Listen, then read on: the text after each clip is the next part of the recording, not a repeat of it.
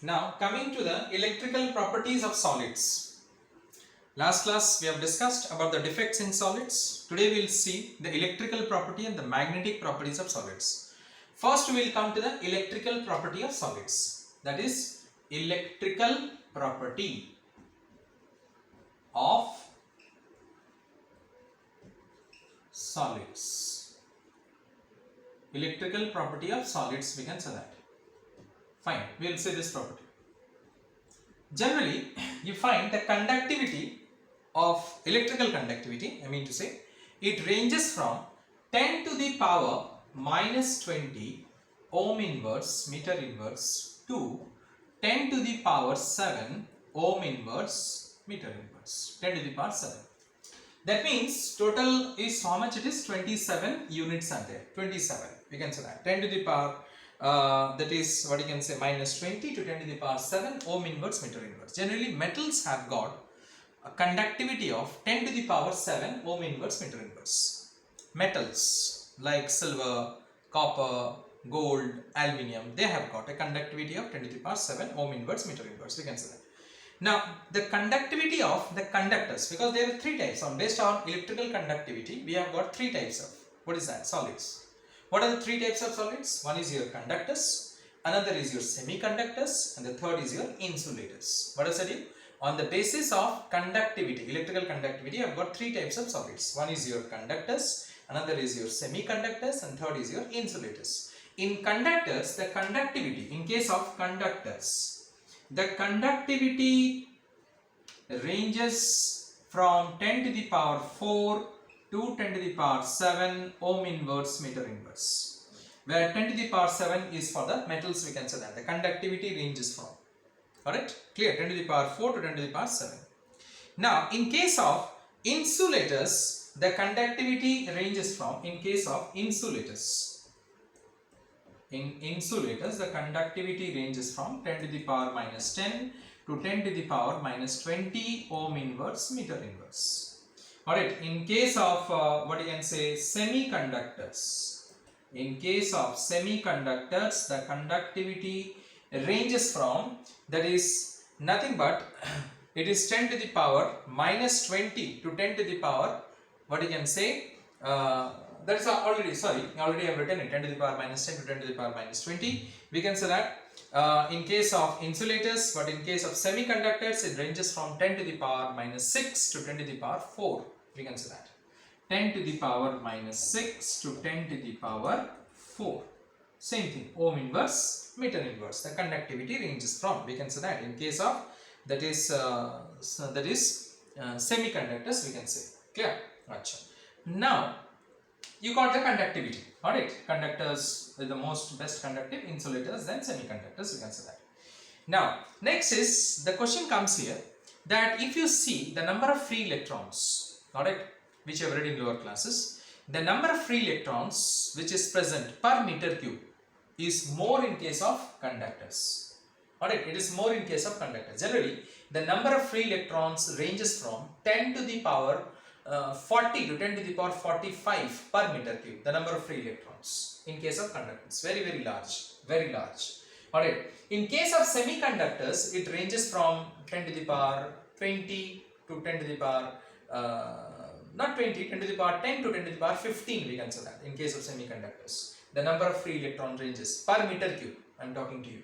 Next, in case of insulators also, it is 10 to the power 2 to 10 to the power 4 meter, what you can say electrons per meter cube. 10 to the power 2 to 10 to the power 4 electrons per meter cube, we can say that.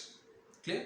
Now, in case of conductors, what you find is that there is two types of conductors. Already I said that metals have got very large conductivity. Metals, that is 10 to the power 7 ohm inverse meter inverse. We have also got what you can say electrolytic conductors.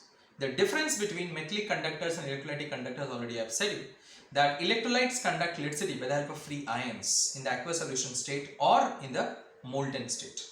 But conductors conducts electricity by the help of free electrons, which is present in the valence shell of a particular solid. We can say that by the help of free electrons. So more the number of free electrons which is being present, which is being present, which is 10 to the power 40, 10 to the power 45 per meter cube. We can say that. Clear? Electrons per meter cube, we can say. So what we find is that that is more is the conductivity. Alright, more is the conductivity. So conductors can be divided into what you can say metallic conductors and electrolytic conductors, which you understood. Metallic and electrolytic conductors, we can say that. Solid electrolytes never conduct electricity unless and until it is being doped. Solid electrolyte. For example, sodium chloride is being doped. Doping, I have said it, that is addition of impurities. So due to the presence of holes, got it? It helps in the conduction of electricity. Due to the presence of holes. Clear, the electricity is being conducted and it acts as a semiconductors in that particular case, we can say that. Otherwise, solid, we don't have any electrolyte. For example, solid sodium chloride does not conduct electricity due to the absence of free ions present in it. But if at all some impurities are being doped into it, then only the conductivity increases and it acts as a semiconductor in that particular case, which we have already studied. Now here the question comes that, as I said you, in case of insulators, the number of free electrons present is 10 to the power 2 to 10 to the power 4 or sometimes 10 to the power 5 also electrons per meter cube. Alright, why it is considered as a poor conductors or insulators? Why it does not conduct electricity at all? It has got some electrons, na? Compared to conductors, it has got very less, but still then it has got some free electrons. Then why those free electrons does not conduct electricity? Why does not it help in the conduction of electricity? This question should come into your mind, that why it does not conduct electricity. If suppose the number of free electrons per meter cube would have been 0, then we would have understood, okay, no free electrons is there, so hence it does not conduct electricity. It is understood. But when some free electrons are present, but still then it is not conducting electricity, what is the reason behind it? Why? As I said you, metals have got very large number of free electrons. Alright, conductors, they have got very large number of free electrons and hence it conducts electricity to a greater extent. But at the same time, insulators has also got some free electrons. Compared to conductors, it is very less, very negligible. But still it has got or not. So why it does not conduct electricity? This question comes into our mind. Now we are going to answer this particular question by a concept, by a theory, which is known as band theory of solids. Band theory. Now this theory is similar to which you studied, that is in class 11, that is molecular orbital theory, which you studied, MOT. It is similar to that only. Alright, it's similar to that, this particular theory which I am going to say you. There is a band theory of solids. By the help of the band theory, I am going to explain it, that in case of insulators, even if it has got some free electrons, but still then why does not it conduct electric current? What is the reason behind it? Now look at the board and understand it. Now see here, in case of metals or in case of conductors, we are having two bands. Basically we are having large number of bands, but we are considering the two bands. This is your valence band, we can say that, and this particular band is your conduction band, we can say that. This is your conduction band. Generally the valence band is being filled with electrons, we can say that. Clear? It is being filled, so it is being filled with electrons, generally the valence band, and this band is empty, we can say that. The conduction band is empty. So in case of conductors, this is in case of conductors. So in case of conductors, you can see the valence band and the conduction band, they overlap upon one another, you can see. Or they may be in contact with one another. They may be in contact, the two bands, they may be in contact with one another. So as a result, the free electrons easily flows from the valence band to the empty conduction band. Easily it flows from one band to the other, easily, no problem. Because they are overlapping, or at least they are in contact with one another. So hence the free electron easily crosses from the valence band to the conduction band. Just you have to provide some energy to it.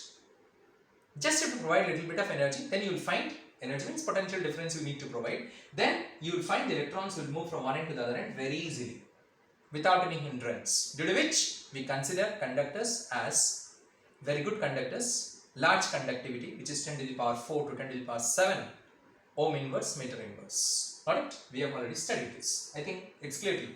Now, in case of semiconductors, what happens? You see, in case of semiconductors, this band is, this is your same thing, conduction band. Let me mark it here itself, the conduction band. This is your conduction band and this is your valence band.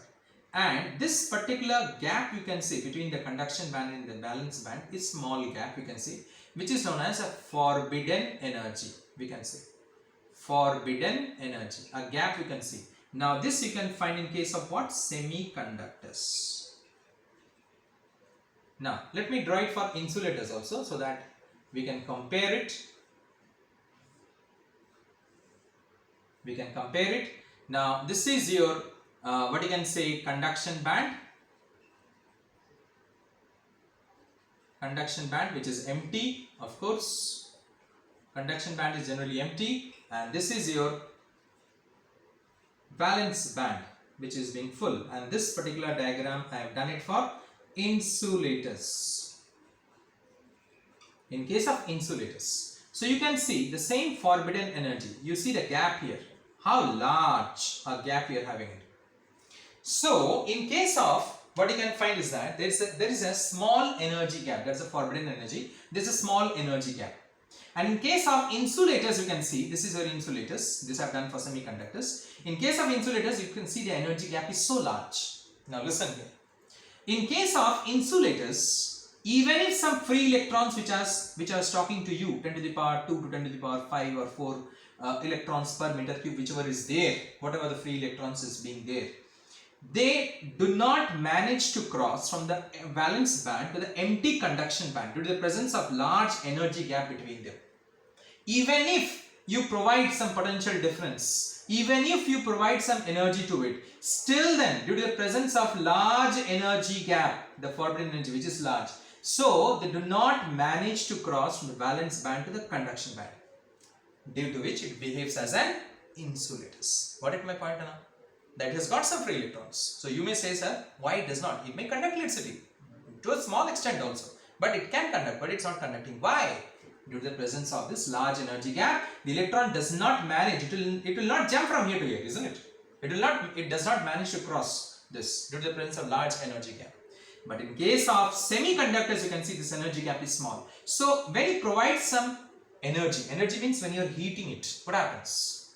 Some electrons, they gain what you can say energy, and they jump from the filled valence band to the empty conduction band. Some, not all. Some of the electrons, they manage to cross the filled valence band to the empty conduction band. Some, due to which semiconductors has got little bit of conductivity. We can say that.